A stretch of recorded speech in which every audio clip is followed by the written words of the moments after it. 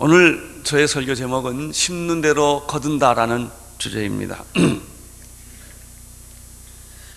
야곱이 아버지 이삭의 집에서 도망 나온 이후에 깊은 절망과 좌절 속에서 방황합니다. 바로 그때 하나님이 나타납니다. 인간의 방황은 하나님의 나타남입니다. 인간의 절망은 하나님의 희망입니다. 나의 포기는 하나님의 성취입니다.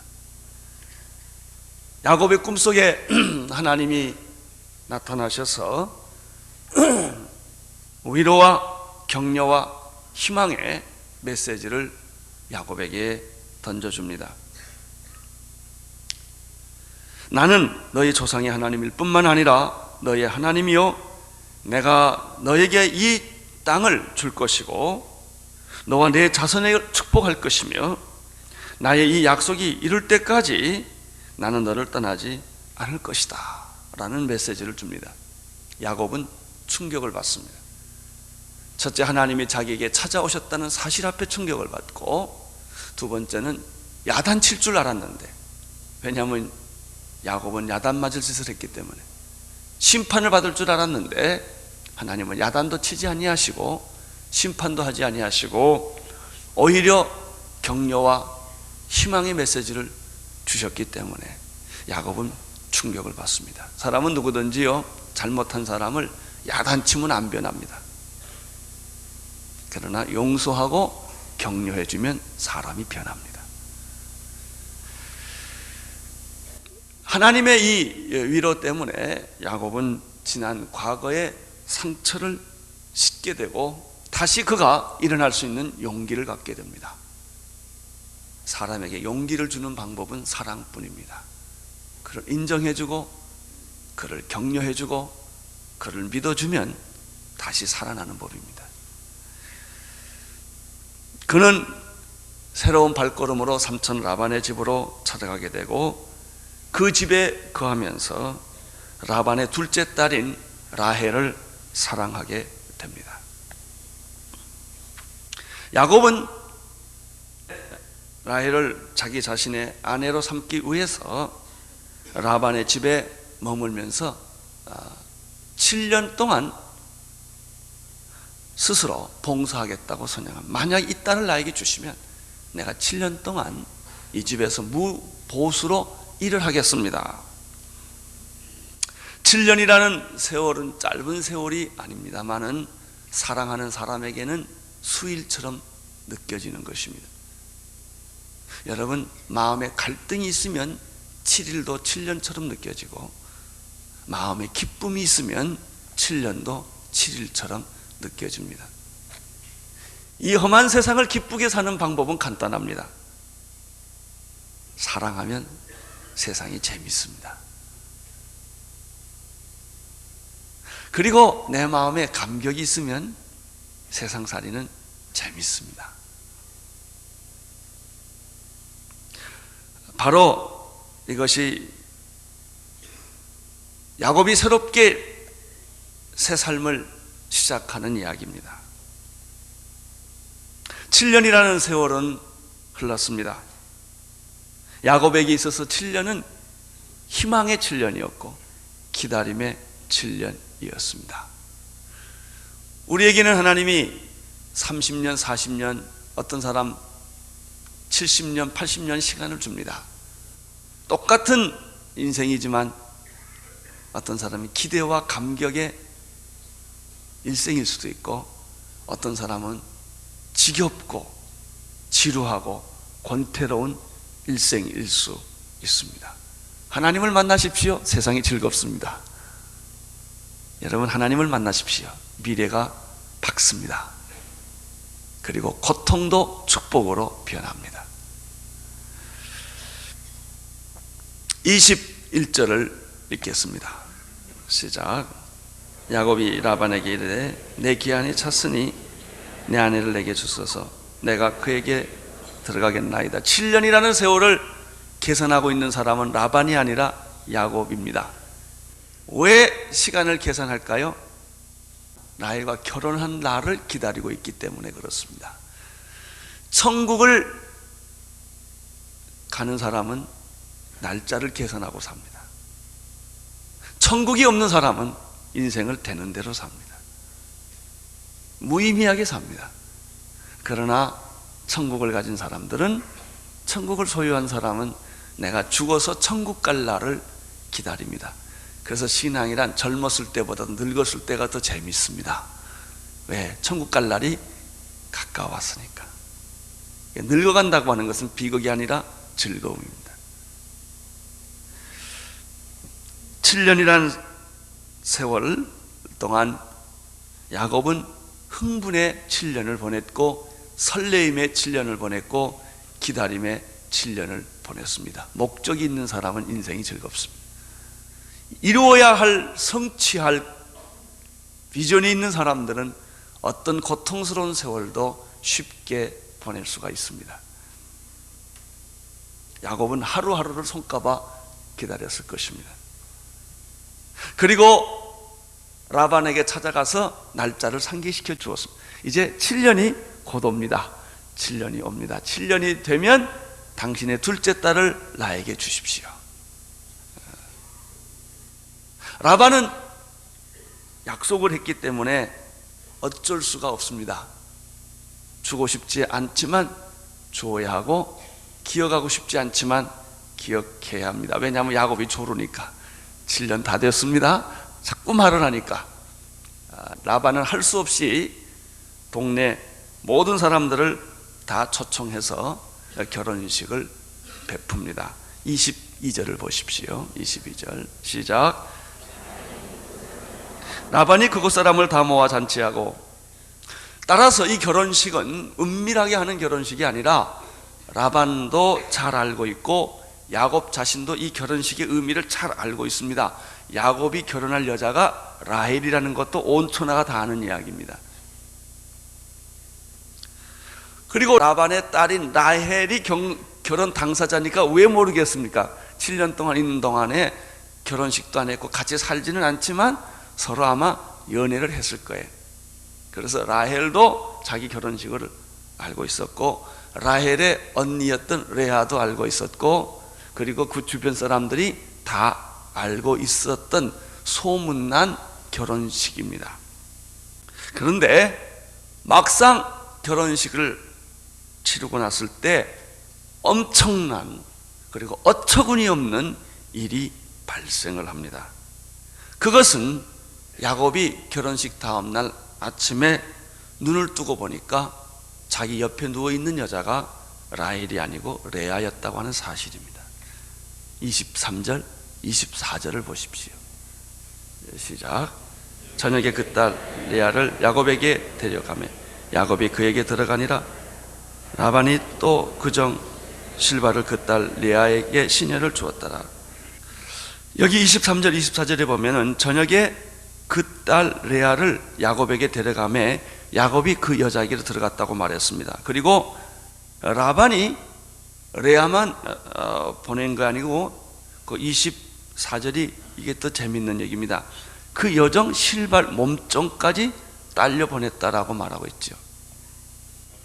라헬을 보낸 게 아니라 라헬인 줄 알았는데 레아가 들어갔는데 어떻게 이런 일이 일어났을까 하는 거예요. 근데 오늘 보니까 레아만 준 게 아니고 레아의 몸종 실바까지 라반이 다 줬는데 이거는 우연한 실수가 아니고 계획된 음모였습니다. 한마디로 말하면 사기극입니다. 사기란 무슨 말입니까? 몰라서 한 행동이거나 우연히 저지른 것은 사기가 아닙니다. 의도적으로 계획적으로 만든 것을 가리켜 사기라고 말합니다. 다 알면서 사기친 것이죠. 아마 라반의 입장에서 볼 때는 우리가 두 가지 그렇게 사기를 칠 수밖에 없는, 거짓말을 할 수밖에 없는 이유가 있었다고 생각이 됩니다. 첫째 이유는 약속대로 라헬을 야곱에게 주었을 때 야곱은 라헬을 데리고 그 집을 떠날 거예요. 그러면 우선 라반은 당장 문제가 생깁니다. 왜냐하면 야곱이 너무나 열심히 일 잘해 줬기 때문에 어떤 사람을 고용한 것보다 야곱이 있는 게 이 라반에게는 굉장히 유용을 했습니다. 야곱을 떠나지 않게 하는 방법을 찾다 궁리한 게 라헬을 안 주는 겁니다. 라헬을 안 주면 라헬을 야곱이 떠날 수 없다는 것을 알기 때문에 아마 이런 이유 때문에 라반은 그렇게 거짓말을 했을 것입니다. 두 번째 이유는 그 시대의 문화적인 전통 때문에 그렇습니다. 라헬을 먼저 시집을 보내면 레아가 시집 가기가 더 어려워집니다. 둘째 딸이 먼저 시집 갔으니까 첫째 딸이 아주 공궁에 빠지게 됩니다. 아버지는 레아를 사랑합니다. 그래서 레아를 먼저 시집을 보내고야 둘째 딸을 보낼 텐데, 요즘 시대에도 약간 그런 거 있습니다만 옛날에는 그게 아주 더 심해. 그 전통에는 둘째 딸을 먼저 시집 보내는 법이 없다는 거예요. 첫째 딸을 보내고서야 둘째 딸을 보내기 때문에 라헬 대신에 라반은 레아를 먼저 몸종까지 실려서 야곱에게 주기로 혼자서 이렇게 마음을 결정을 한 것입니다.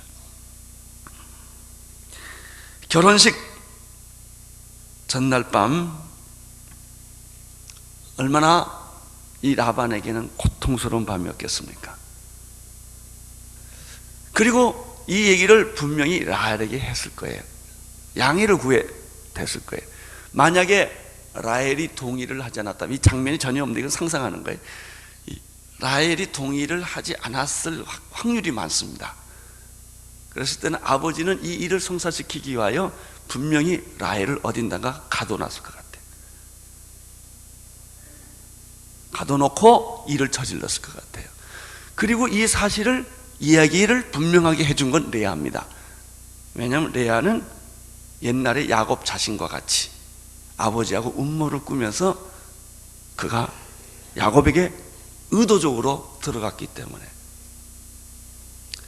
아마 레아도 양심의 가책이 있었을 것이고 라반도 양심의 가책이 있었을 것이고, 그렇지만은 그 음모와 계획을 하지 않으면 안 되는 상황을 우리는 23절, 24절 이 말씀 뒤편을 상상할 수가 있습니다. 라반은 라헬을 아마 수없이 협박을 했을 것 같아. 네가 양보해라. 네가 언니부터 시집 가야 되지 않냐. 그래서 오늘 밤은 내가 들어가는 게 아니라 네 언니가 들어간다. 아마 레아의 입장을 생각해 놓고 보면 동생 라헬과 야곱이 7년 동안 연애하는 게 몹시 부러웠을지도 모르고, 그리고 언니도 야곱을 마음속으로 사랑했을지도 모르겠습니다. 하여튼 그날 밤 결혼식이 있었고 아주 주도 면밀하게 계획한 이 일은 이루어진 것입니다. 그런데 이러한 일들은 바로 야곱 자신의 얘기였다고 하는 것입니다. 남을 속인 사람은 속임을 받습니다. 심는 대로 거두는 거예요. 남을 속일 때는 떳떳하고, 내가 다른 사람한테 사기를 당했을 때는 억울하다고 분통을 터뜨리는 게 인간입니다. 야곱도 아버지를 속이기 위해 목소리를 위장하고 염소털로 목과 손을 감싸고 에서의 옷을 훔쳐서 입고, 그리고 아버지를 속입니다. 똑같은 일을 야곱이 당합니다. 여러분이 지금 당하고 있는 억울함은 어쩌면 옛날에 누군가 당신이 다른 사람을 억울하게 했던 보상일 수 있습니다. 야곱은 아버지를 속이기 위해서 산에서 잡아온 짐승이 아니라 집에 있는 염소 새끼 한 마리를 잡아서 음식을 만들어 아버지 이삭을 속였습니다. 여기 보면 우리가 얼른 성경 읽으면 조금 이해 안 되는 부분이 있어요. 아무리 하룻밤 잠을 잤는데 라헬인 줄 몰랐을까 하는 거예요. 뭐 눈 감고 자는 것도 아니고 말이죠. 아니 어떻게 그 긴 밤을 하룻밤 잤는데 왜 라헬인 줄 야곱이 그 다음날 아침에 알았냐 이거예요. 이거는 무엇을 의미합니까? 레아가 철저하게 라헬처럼 변장했다는 얘기예요. 목소리도 변장하고 옷도 변장을 하고 다 변장을 해서 잠잘 때까지도 몰랐다는 거예요. 그러니까 야곱의 배신감이 배나 커질 수밖에 없는 거예요. 이게 누가 당한 겁니까? 이삭이 당한 거고 에서가 당한 사건 그대로 야곱이 당하고 있는 거예요. 심는 대로 거둔다. 심는 대로. 이 법칙이 오늘 여기 나타나는 것이죠. 야곱이 얼마나 영리하고 똑똑합니까? 왜 남을 속일 수 있을 정도인데 그 아버지를 속이고 형을 속여서 장자권, 축복권 다 뺏어오고 그 아버지를 속여서 축복권을 뺏어올 정도로 야곱이 아주 꾀가 많은 사람인데 자기 꾀에 자기가 넘어가는 법이요. 꽤 많은 사람 조심하십시오. 머리 좋은 사람 조심하세요. 야곱이 깜짝 속아 넘어가는 것은 아마 야곱이 흥분했기 때문이요. 도대체 이 사실은 전혀 상상도 못했던 일이었고 그리고 유대인의 결혼식은 저녁부터 시작합니다. 저녁에 결혼식을 했기 때문에. 두 번째는 레아가 철저하게 라헬로 변장을 했기 때문에. 그래서 결국은 알아보지 못하게 됩니다. 누구든지 사람이 속이려고 마음먹으면요 어쩔 수 없이 속을 수밖에 없습니다. 이러한 속임수의 결혼에 야곱은 심각한 충격을 받습니다. 아니 어찌 이런 일이 있을 수가 있는가? 25절이 재밌습니다. 25절 시작. 야곱이 아침에 보니 레아가 라반에게 이르되 외삼촌이 어찌하여 내게 이같이 행하셨나이까? 내가 라헬을 위하여 봉사지하였나이까? 외삼촌이 나를 속임이 어찌니? 25절에 보면 그렇습니까? 그 까가 3번 나와요. 그러니까 야곱이 너무너무 화가 나고 막 분통이 터진 그 감정을 여기서 읽을 수가 있어요. 외삼촌이 어찌하여 내게 이같이 행하셨습니까? 내가 라헬을 위하여 7년을 봉사하지 않았습니까? 외삼촌이 나를 속인 것은 어찜입니까? 라헬인 줄 알고 만족하고 기뻐했던 야곱은 그 다음날 아침 하늘이 무너진 것 같은 사실을 발견합니다. 우리는 25절에서 야곱이 펄펄 뛰는 모습, 황당함, 당황함, 허탈함, 억울함, 그리고 분노와 수치, 굴욕 이런 감정들을 야곱은 겪습니다. 대개 이런 감정을 우리도 겪고 여러분, 나도 겪고 여러분도 겪습니다. 자식이 배신했을 때, 형제끼리 배신했을 때, 재산 싸움 일어났을 때, 사랑 싸움 일어났을 때, 나를 다 이용해 먹고 마지막 발로 걷어찼을 때 우리는 이런 감정을 갖습니다. 야곱도 똑같이 이런 감정을 갖습니다. 야곱은 무섭게 외삼촌에게 삿대질을 했을 것 같아 따졌습니다. 26절 라반이 이렇게 변명을 합니다. 26절 시작.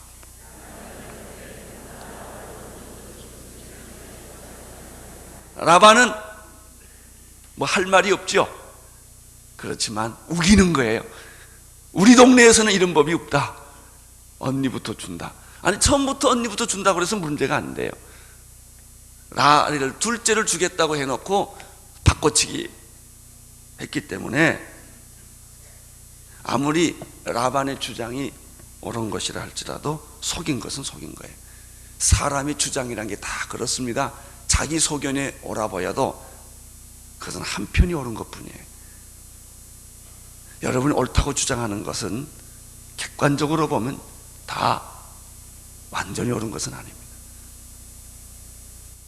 어떤 사람이 나를 때립니다. 네가 왜 날 때렸냐? 네가 날 때리게 했기 때문에 때렸다 이러고 나옵니다. 언제나 변명은 있기 마련이고 핑계는 있기 마련이고 이유는 다 있기 마련입니다. 그래서 사람들은 남을 가해할 때는, 남을 피해를 줄 때는 IQ가 뚝 떨어집니다. 그리고 자기가 피해를 볼 때는 IQ가 쑥 올라갑니다.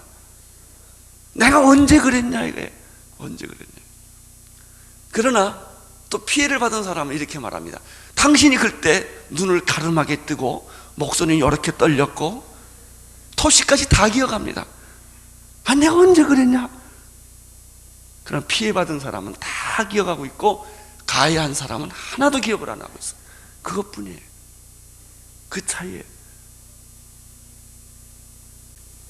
라반은 우깁니다. 첫째를 보내는 게 우리의 법이요 라고 우깁니다. 27절을 보십시오.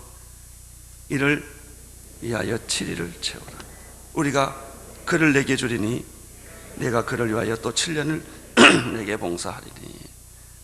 그러면서 27절에 보면은 라반의 두 번째 음모의 동기를 우리는 발견할 수 있어요.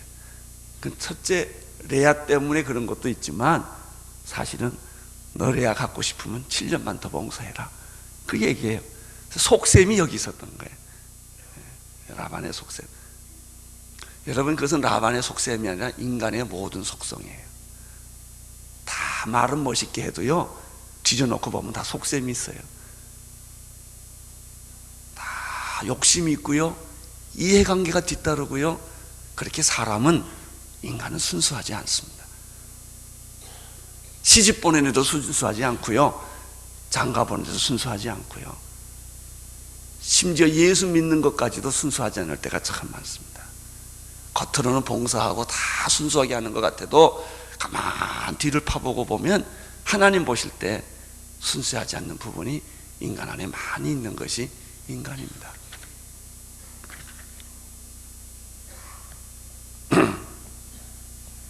사실 라반은 야곱을 놓치고 싶지 않았어요.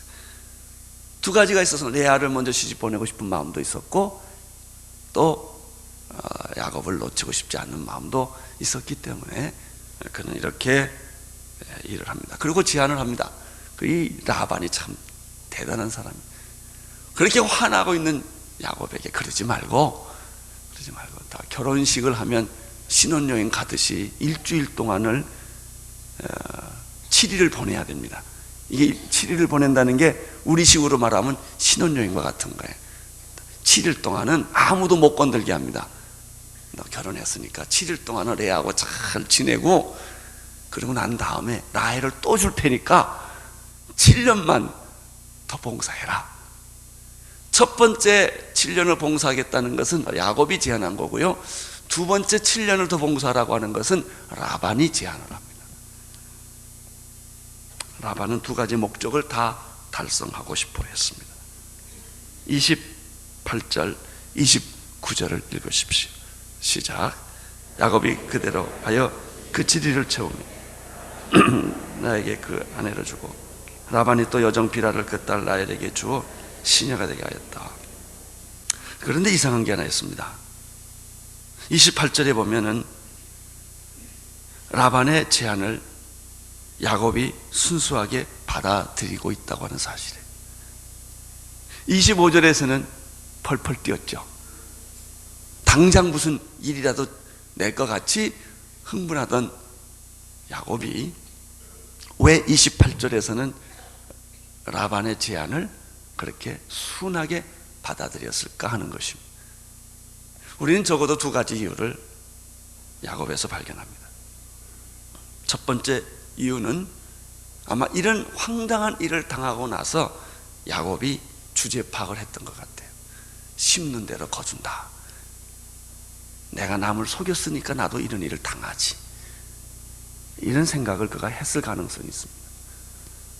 형 에서를 속인 것, 아버지 이삭을 속인 것, 그래서 나도 그들에게 얼마나 상처를 주었을까. 내가 속임을 당했을 때 드디어 그때 내가 다른 사람에게 상처 준 일이 생각나는 거예요. 혹시 요즘 억울한 일이 생기거든요. 여러분이 누군가 억울하게 했던 일들을 기억하는 게 더 현명한 일입니다. 사랑하는 성도 여러분, 다른 사람 눈물 빼게 하지 마세요. 지금이라도 늦지 않습니다. 다른 사람 억울하게 하지 마십시오. 작은 이익 때문에 한 인생을 죽이지 마세요. 여러분, 내가 얻는 이익은 그렇게 큰 것도 아니에요. 그러나 그 사람에게는 일생을 삼는 문제입니다. 내가 그 사람에게 큰 기업이 작은 기업을, 힘을 가진 사람이 힘없는 사람 치는 거 간단합니다. 근데 당하는 사람은 죽는 일입니다. 혹시 여러분들이 어떤 높은 자리에 있을 때, 권력을 행사할 자리가 있을 때 한 번 더 생각하십시오. 다른 사람을 억울하게 하는 일 하지 마십시오. 사기치지 마십시오. 속이지 마십시오. 왜? 언젠가 그 일을 여러분이 당하기 때문에 그렇습니다. 똑같이 당한다 하는 것이 오늘 이 성경에서 우리가 배우는 일입니다. 우리는 여기서 이런 전체적인 메시지를 받습니다. 야곱은 실수를 했습니다. 죄를 졌습니다. 실수는 용서를 받습니다. 죄는 용서를 받습니다. 그러나 꼭 기억하십시오. 대가는 치릅니다. 우리는 실수도 용서받지만 대가까지 용서받기를 원합니다. 그리고 대가를 받을 때는 억울하다고 말합니다. 그렇지 않습니다. 당신이 저지른 실수에 대해서는 대가를 치르셔야 합니다. 그 대가를 치를 때 기쁘게 치르셔야 합니다. 그러면 은혜가 됩니다. 그 고통은 축복으로 변합니다. 그러나 당신이 잘못해놓고 저지른 대가, 내가 예를 들면 빚을 많이 졌다, 당연히 대가를 치러야죠. 사업을 잘못했다, 대가를 치러야죠. 그걸 억울하다고 말하지 마세요. 그것을 기쁘게 받아들이면 축복이 오고요, 그것을 억울하다고 생각하면 비극이 옵니다. 그러나 야곱의 경우에서 우리가 배우는 메시지는 무엇입니까? 그런 실수만은 야곱을 하나님이 버리지 않았다는 것이죠. 하나님은 여러분 버리지 않습니다. 안심하십시오. 절대 버리지 않습니다. 그러나 어떤 때 대가를 치르게 하십니다. 고통을 겪게 하십니다. 이것이 오늘 우리가 야곱의 메시지를 통해서 배우는 것이죠. 갈라디아서 6장 7절 8절에 여기에 적합한 말씀이 있습니다. 스스로 속이지 말라. 하나님은 만홀이 여김을 받지 아니하시나니 사람이 무엇으로 심든지 그대로 거두리라. 자기 육체를 위하여 심는 자는 육체로부터 썩어진 것을 거두고 성령을 위하여 심는 자는 성령으로부터 영생을 거두느니라. 여러분, 우리는 원치 않는 사기를 당하기도 하고 원치 않는 고통을 겪기도 합니다. 그때 그거를 믿음으로 받아들이십시오. 그거를 거부하지 마십시오. 그리고 그것을 통해서 예수 그리스도를 생각하십시오. 여러분의 믿음도 자라고 그 고통이 지나면 축복이 임하기 시작을 합니다. 마태복음 5장 7절에 이런 말씀이 있습니다. 긍휼히 여기는 자는 복이 있나니 저희가 긍휼히 여김을 받을 것이며. 그렇습니다. 야곱은 베델에서 하나님을 만나서 축복을 약속받았지만은 그가 치러와야 될 대가에 대해서는 하나님이 치르게 하신다는 것입니다. 하나님은 결코 속지 않습니다. 인간의 생각이나 방법으로 하나님은 속지 않습니다. 여러분 이렇게 말하지 마세요. 하나님 내가 이렇게 11조 했는데, 새벽기도 했는데, 철야기도 했는데, 금식기도 했는데 하나님 나한테 왜 이렇습니까? 이렇게 말하지 마세요. 심는 대로 거둔다. 근데 여기서 한 가지 더 생각할 게 있어요. 심는 대로 거둔다는 법칙이 완전히 이루어지면 우리는 구원이 없습니다.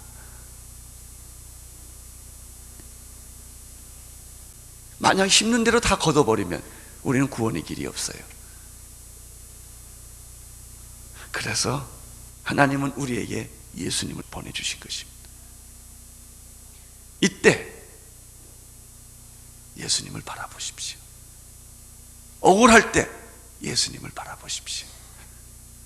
사기당했을 때 그 사람한테 복수하거나 분하다 그러지 말고 예수님을 바라보십시오. 누구든지 은혜의 보좌 앞에 나와 우리 죄도 용서받고 우리는 치료를 받아야 하는 죄인이기 때문에 그렇습니다. 히브리서 4장 14절, 15절, 16절을 보면 이런 말씀이 있습니다. 그러므로 우리에게 큰 대제사장이 있으니 승천하신 자 곧 하나님의 아들 예수시라. 우리가 믿는 도리를 굳게 잡을지어다. 우리에게 있는 대제사장은 우리의 연약함을 체험하지 아니하는 자가 아니요 모든 일에 우리와 한결같이 시험을 받은 자로 돼 죄가 없으시니라. 그러므로 우리가 긍휼하심을 받고 때를 따라 돕는 은혜를 얻기 위하여 은혜의 보좌 앞에 담대히 나아갈지니라. 우리가 또 한 가지 더 생각할 이유가 있습니다. 그것은 심는 대로 거둔다는 법칙과는 또 다른 거예요. 우리가 고난을 겪을 때 첫째 마귀 때문에 고난 겪을 때도 있지만요, 미숙해서 고난 겪을 때가 있어요. 성숙하면 안 겪을 고난이에요. 지혜로우면 안 겪을 고난도 미련해가지고 고난을 스스로 겪을 때가 있어요. 말 잘못해가지고.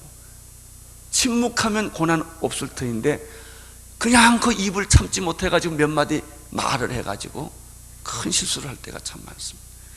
야곱이 고난을 겪은 그 속임을 당하는 그 이유 중에 하나는 야곱의 성격 때문입니다. 야곱을 가만 보십시오.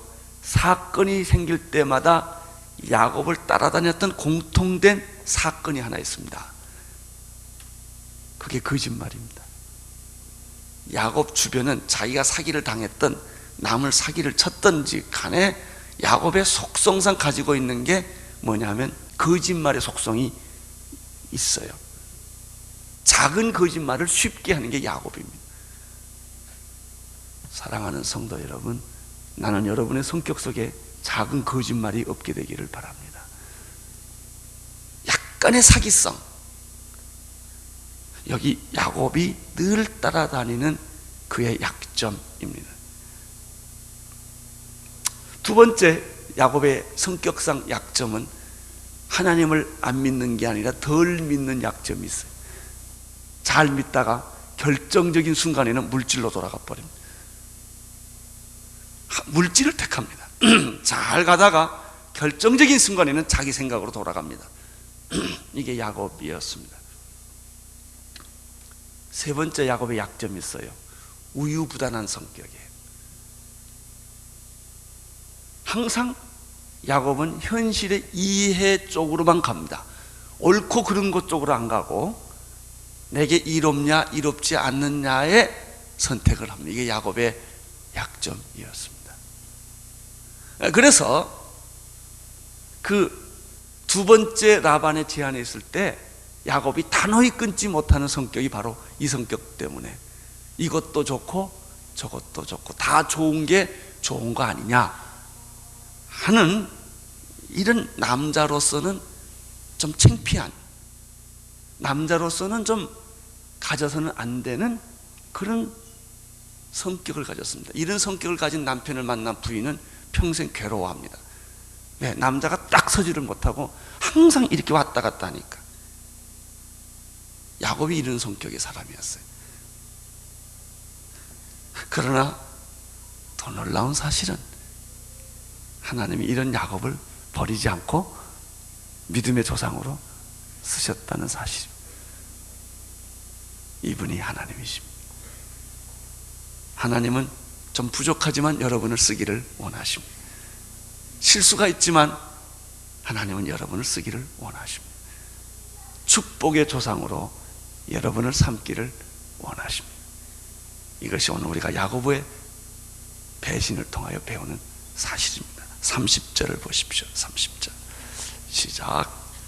야곱이 또한 라헬에게로 들어갔고 그가 레아보다 라헬을 더 사랑하고 다시 7년을 라반에게 봉사하더라. 유쾌하지 않는 결론입니다. 성경은 가끔 유쾌하지 않는 결론도 있어요.